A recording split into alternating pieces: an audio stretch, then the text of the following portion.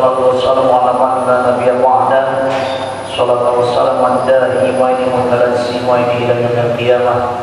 Asyhadu an la ilaha illallah wahdahu la syarika lah wa asyhadu anna Muhammadan abduhu wa rasuluhu wal mab'uutsi bi hadhihi ila yaumil qiyamah.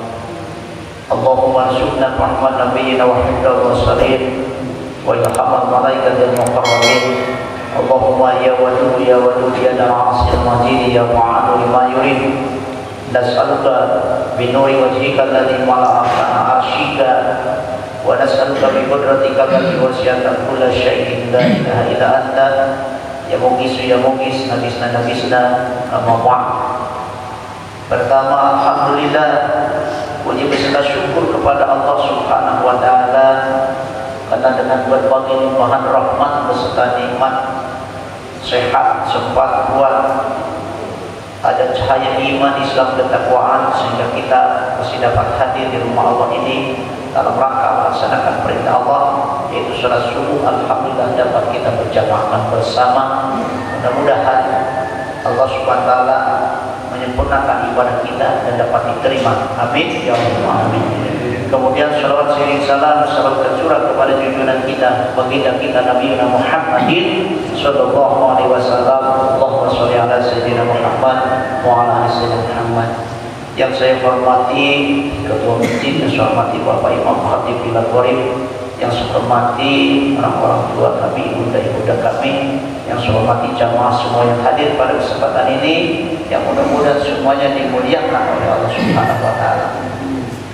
Pada kesempatan ini alhamdulillah kita dipertemukan kembali dalam ajang yang sama. Setiap subuh Sabtu bertemu dengan Pak Adi Saidin dalam rangka kita sama-sama belajar mengaji.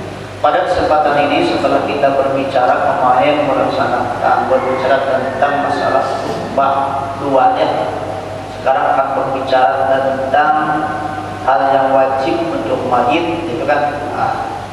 Faslun satu judul alladzi yaljamu lil mayyiti arba'u hisain wasluhu wa takbinuhu wa sholatu alaihi wa dafnuhu. Jadi kewajiban melaksanakan fardu kifayah bagi orang yang hidup itu untuk mayat, ya, ada 4 cabang. Pertama, ghusluhu, ya, dimandikan. Itu kewajiban kita yang masih hidup. Kalau mayatnya kan tidak bisa mandi lagi, sudah mati. Jadi kewajiban fardu kifayah bagi orang yang hidup harus dimandi. Kedua, watakbinuhu, dikapanin. Ya, sudah dimandikan pasti dikapani. Ya, dikapannya itu di pakaian terakhir. Ya, pakaian terakhir di urusan dunia menuju akhirat. Ya, jadi di pakaian serba putih. Nah, itu kan terus dikasih apa namanya, kape, ya, kapas apa? Ya, kapas, dikasih kapas, ya kan? Bekal kita itu itulah, ya, yang mengiringi dalam harta kita.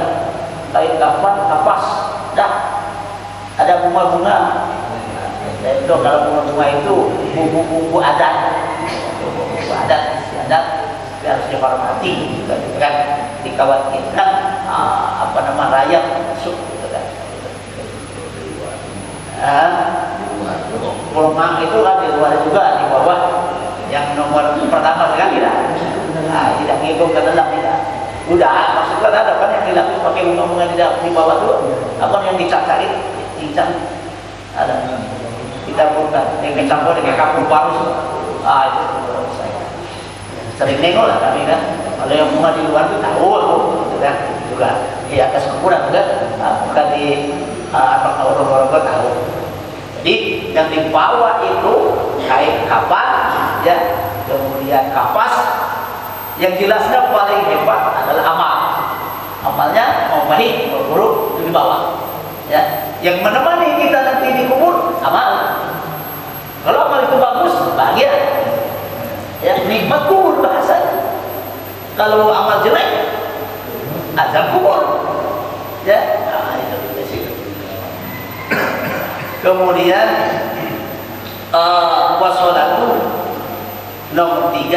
disolatin. Setelah dimandikan, dikafanin, disolatin. Wadafnuhu, dikuburkan, masukkan lubanglah. Nah, itu cabang-cabangnya saja yang dibicarakan, nanti satu persatu akan dijabarkan. Ya. Sebelum sampai ke sana, di bahasan wassalat wala nabi pada gusli wujuban ya anahu linaquli ali Nabi SAW. Jadi setelah dimandikan itu wajib disolatkan. Walau ta'addaru kan waqa'a fi umrati wa ta'addar ikhrajuhu wa taharruhu lam yusalli alaihi wa ba'da takbir.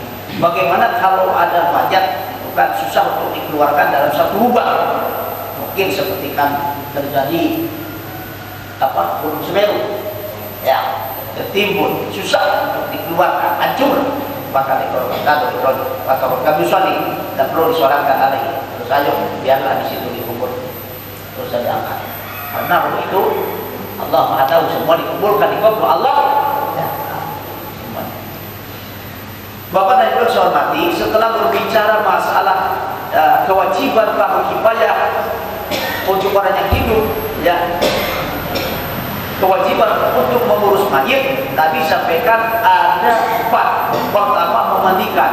Jadi pasal yang selanjutnya faslun aqamul ghusli, ya, berbicara tentang cara memandikan mayat, ya, bi bayani ghusli, berbicara tentang memandikan mayit. Aqamul ghusli ta'mimu badanihi bil ma'i, ya, paling sedikit cara memandikan mayat itu asal air itu menyiram kepada seluruh tubuhnya, jadi ya bersih, disiramkan. Tidak ada air misalnya, ada air sedikit, disiramkan dari sini sampai situ, nah, terbasahi semua, nah itu jadilah.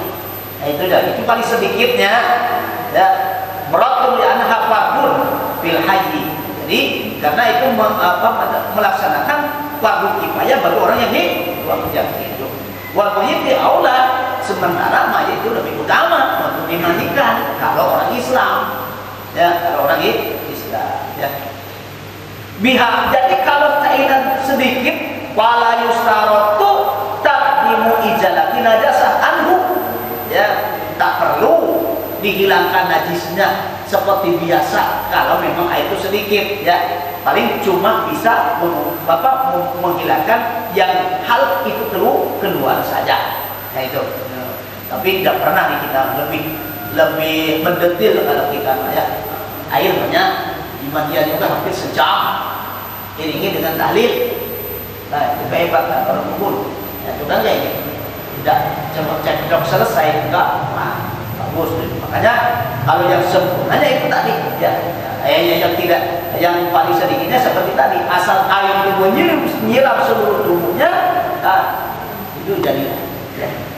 Kemudian wa'amahu, sempurnanya bagaimana? Wa'amahu, paling sempurnanya memandikan mayat, ayat sula sawatihi wa yajil al-qadra min anfihi, ya.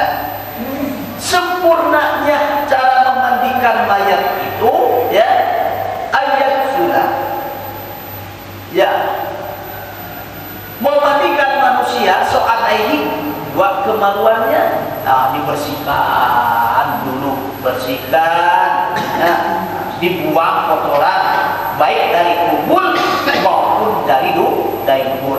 Air duburi mayit diwakuf dulu, dubur dan kuburnya kalau kotor dibuang. Makanya sering kalau mandikan kan dibuang, mungkin takut yang di bagian depan dibuang dulu, terus dikompak dulu di perutnya kan dibuang, apa namanya, ciri kan, apa namanya bahasa kita, nah buang hajat besar lah itu kan dibuang, tep nah itu.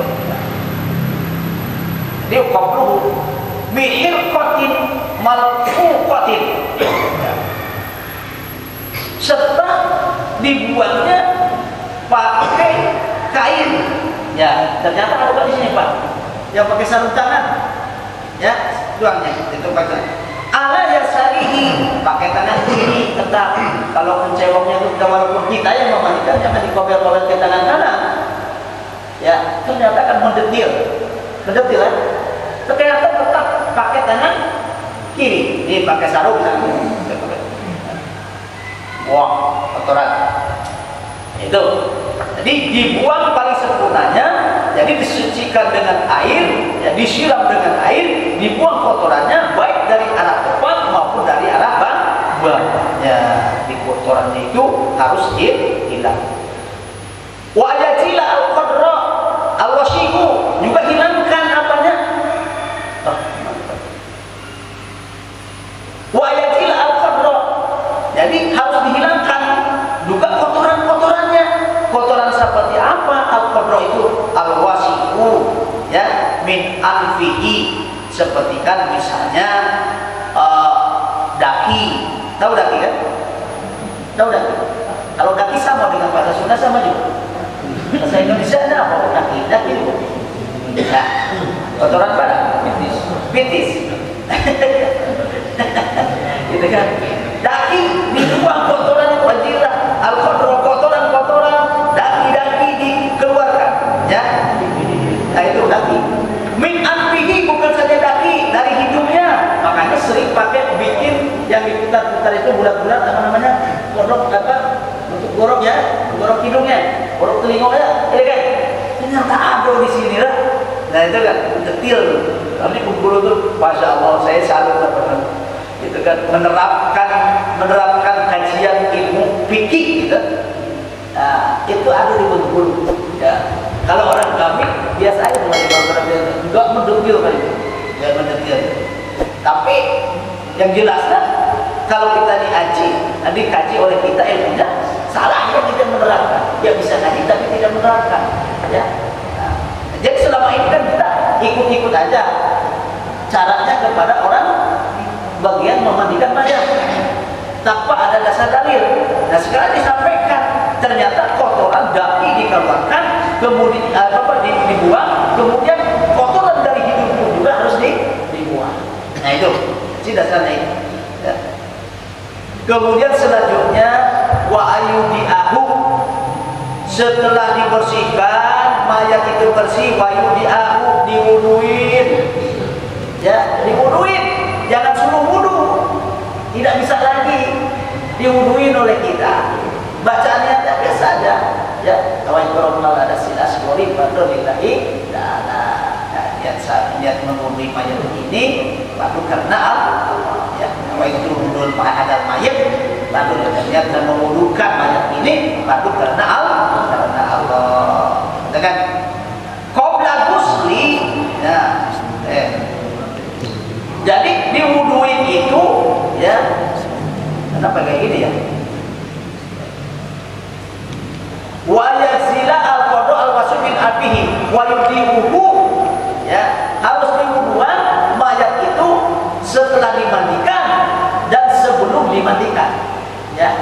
Itu harusnya. Di sini qabla ghusli kal hayy, jadi sebelum dimandikan.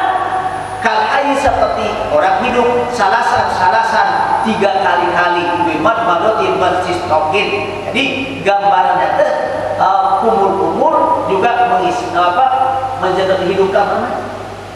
Hisab air, simbol aja, gitu kan? Itu ketentuannya. Kalau dia suruh kumur-kumur tidak lagi, suruh hisab air tidak mungkin lagi, gitu kan? Jadi tetap aja. Nah, jadi harus diwuduin, ya, sebelum dan sesudah dimandikan pun juga harus ya, sama dengan orang yang mandi wajib itu Pak. Mandi wajib itu Pak, harusnya ketentuan hukum itu sebelum kita siul mandi wajib itu wudu dulu, ya, wudu dulu. Dan walaupun dulu karena tidak merubah masalah usaha wudu dulu, setelah wudu baru mandi wajib. Setelah mandi wajib karena kita memegang-pegang kemaluan kita, tetap akhirnya nanti wajib wudu. Begitu juga memandikan mayat, di awalnya diwuduin, setelah itu kan kotorannya dikeluarkan, jadi kotor lagi, setelah bersih diwuduan kembali. Kenapa diwuduan? Karena dia ketika kembali kepada Allah, Allah itu zat yang maha suci, artinya kita pun menghadap Allah harus keadaan suci. Jadi ya, maksudnya seperti itu, ya. Kemudian kalau sudah diwuduin, ingat Kalau menurut pandangan Imam Syafi'i, istrinya mencium kepada suaminya tanpa ada satar, tanpa ada halang-halang, batal ya, batal ya. Kalau Malikiyah tidak ya, itu. Jadi silakan di situ pikir antara dua pendapat aja, gitu kan. Makanya kalau pandangan Syafi'i, karena perempuan istri kita hak nikah, maka kalau menurut pandangan Imam Maliki setelah dinikahkan menjadi halal, menjadi mubin semuanya, gitu kan. Alasan mempunyai garam. Nah, jadi berarti itu harus apa diurung? Wa aliblika badatuhu bisidri. Kemudian badannya harus ketika dimandikan itu digosok, bukan disikat. Ya, biasa kan pakai sarung tangan. Apa namanya itu deh? Nah, ini usap lah. Ya, usap dilus lah. Dan belokkan melangkah di bawah. Jangan dari kaki dulu, dari mana? Wa yusallu alaihi salatan wa sunnah an takuna aula binawi sidri wa saniyatu musilatin wa sansu bi ma'iqatin khalisin biha ay qalilin min kafurin. Jadi sunnahnya takuna aula binawi sidri, seperti tadi pakai sabun. Nomor kedua, dihilangkan sabunnya, bersihkan. Nomor tiga, pakai air yang sangat bersih ya, qalilin min kafurin. Kadang-kadang pakai air kapur, bukan? Nah, ini kapurin. Biasa pula yang bayiru maku ya, nomor